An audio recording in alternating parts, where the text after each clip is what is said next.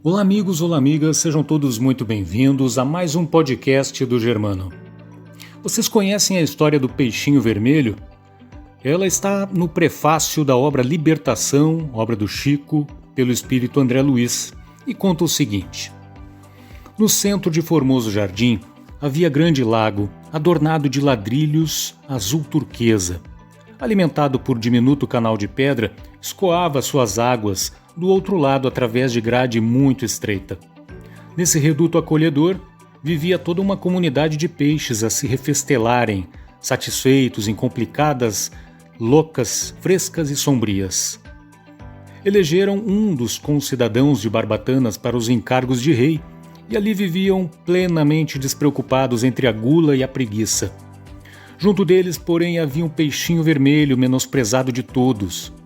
Não conseguia pescar a mais leve larva, nem refugiar-se nos nichos barrentos.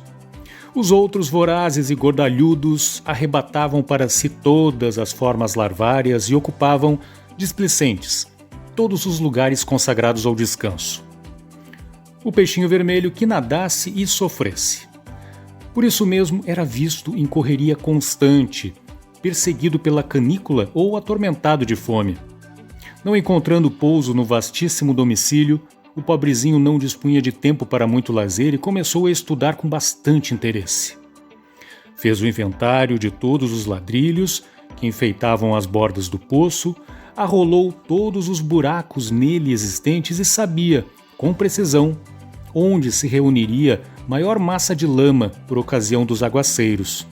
Depois de muito tempo, à custa de longas perquirições, encontrou a grade do escoadouro. À frente da imprevista oportunidade de aventura benéfica, refletiu consigo: não será melhor pesquisar a vida e conhecer outros rumos? Optou pela mudança. Apesar de muito magro pela abstenção completa de qualquer conforto, perdeu várias escamas e com grande sofrimento para poder atravessar a paisagem ou a passagem estreitíssima. Pronunciando votos renovadores, avançou, otimista, pelo rego d'água, encantado com as novas paisagens, ricas de flores e sol que o defrontavam, e seguiu, embriagado de esperança. Em breve, alcançou grande rio e fez inúmeros conhecimentos. Encontrou peixes de muitas famílias diferentes que com ele simpatizaram, instruindo-o quanto aos percalços da marcha e descortinando-lhe mais fácil roteiro.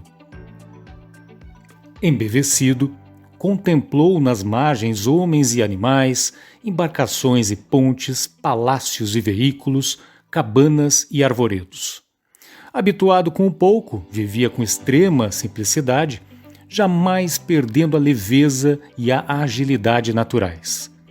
Conseguiu desse modo atingir o oceano, ébrio de novidades, sedento de estudo.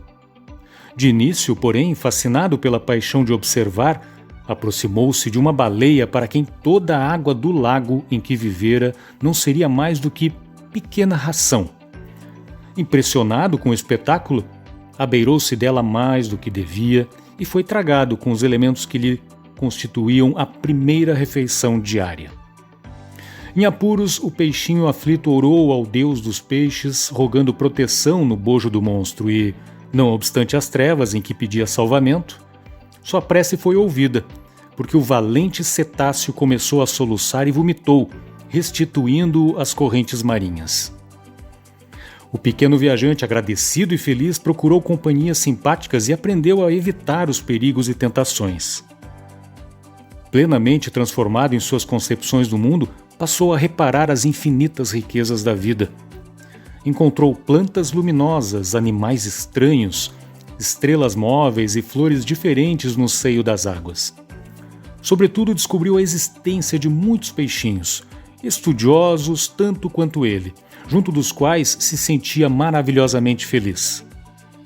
Vivia agora, sorridente e calmo, no palácio de coral que elegera, com centenas de amigos, para a residência ditosa, quando, ao se referir ao seu começo laborioso, veio a saber que somente no mar as criaturas aquáticas dispunham de mais sólida garantia, de vez que, quando o estio se fizesse mais arrasador, as águas de outra altitude continuariam a correr para o oceano.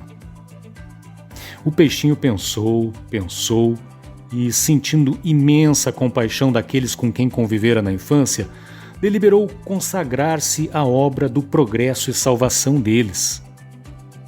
Não seria justo regressar e anunciar-lhes a verdade? Não seria nobre ampará-los, prestando-lhes a tempo valiosas informações? Não hesitou. Fortalecido pela generosidade de irmãos benfeitores que com ele viviam no Palácio de Coral, empreendeu longa viagem de volta. Tornou ao rio, do rio dirigiu-se aos regatos e a partir dos regatos se encaminhou para os canaizinhos que o conduziram ao primitivo lar. Esbelto e satisfeito como sempre pela vida de estudo e serviço a que se devotava, varou a grade e procurou ansiosamente os velhos companheiros. Estimulado pela proeza de amor que efetuava, supôs que o seu regresso causasse surpresa e entusiasmo gerais. Certo, a coletividade inteira lhe celebraria o feito, mas depressa verificou que ninguém se mexia. Todos os peixes continuavam pesados, ociosos, repimpados nos mesmos ninhos lodacentos, protegidos por flores de lótus, de onde saíam apenas para disputar larvas, moscas ou minhocas desprezíveis. Gritou que voltara a casa, mas não houve quem lhe prestasse atenção, porquanto ninguém ali havia dado pela ausência dele. Ridicularizado, procurou então o rei de guelras enormes e comunicou-lhe a reveladora aventura. O soberano, algo entorpecido pela mania de grandeza, reuniu o povo e permitiu que o mensageiro se explicasse. O benfeitor desprezado, valendo-se do ensejo, esclareceu com ênfase que havia outro mundo líquido, glorioso e sem fim.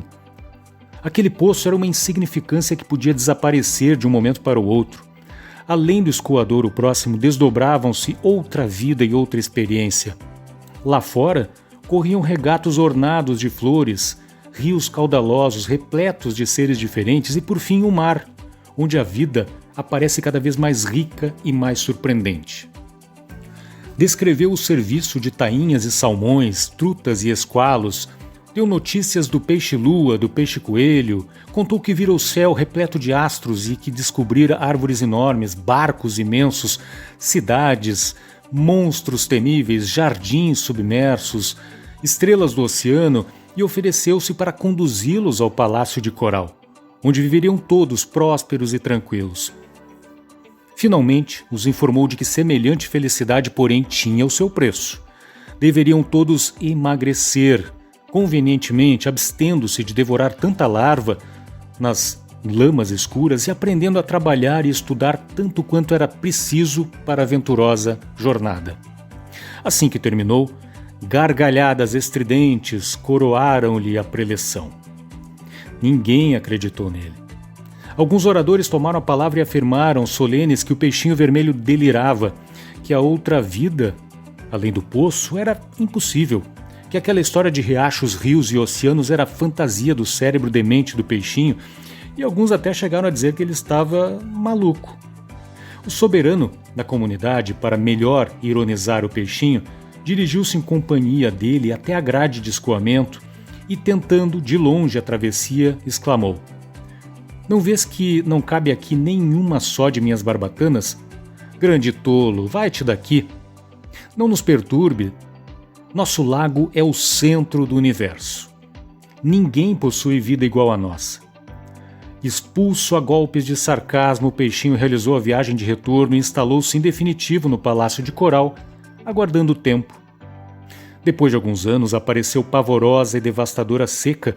As águas desceram de nível e o poço onde viviam os peixes gordos e vaidosos esvaziou-se, compelindo a comunidade inteira a perecer atolada na lama.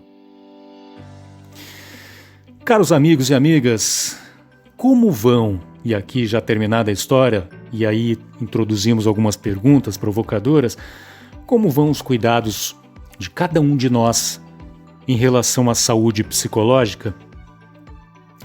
Como anda o fitness mental? Você cuida do seu mental, do seu espírito, na mesma proporção pela qual cuida do corpo físico? Nosso velho amigo pessoal, o ego, está ganhando ou perdendo peso? Estamos buscando algum tempo em nossas rotinas para reduzir a obesidade do ego através de um maduro processo de autoconhecimento seguido de ações concretas? Bem, ficam estas perguntas aqui como um verdadeiro convite à meditação de todos, assim como fica também o convite para que todos sigam o Amigo Germano nas redes sociais, que estão aqui no texto da postagem, que curtam e compartilhem, levando essas mensagens, essas provocações, o mais longe possível para que mais pessoas também reflitam a respeito. Um grande abraço a todos, paz e bem.